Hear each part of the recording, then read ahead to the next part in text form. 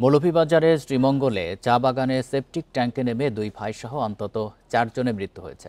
এই ঘটনায় অসুস্থ হয়ে চিকিৎসাধীন রয়েছে একজন। বুধবার রাতে হরিণাচড়া চা বাগানে এই ঘটনা ঘটে। বান্ডেল থাকলে প্রতি সেনমানিতে টাকা বাঁচবে।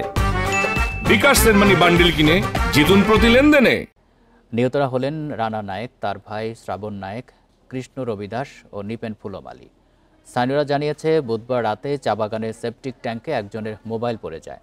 সেটি তোলার জন্য একজন সেপটিক ট্যাঙ্কে নামেন। তিনি ফিরে না আসায় ৪ জন তাকে উদ্ধারের চেষ্টা চালায়। এক পর্যায়ে সবাই অচেতন হয়ে পড়ে। পরে তাদের উদ্ধার করে সদর হাসপাতালে নিয়ে গেলে চিকিৎসক ৪ জনকে মৃত ঘোষণা করেন। সেপটিক ট্যাঙ্কের বিষাক্ত গ্যাসের কারণে তাদের মৃত্যু হয়েছে বলে প্রাথমিকভাবে ধারণা করা হচ্ছে।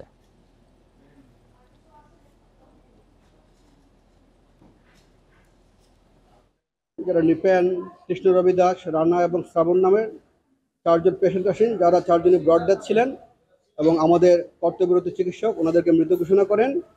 এবং তার ১ ঘন্টা পরে আরেকজন আসেন, ওনার সিরিয়াস ইনজুর ছিল।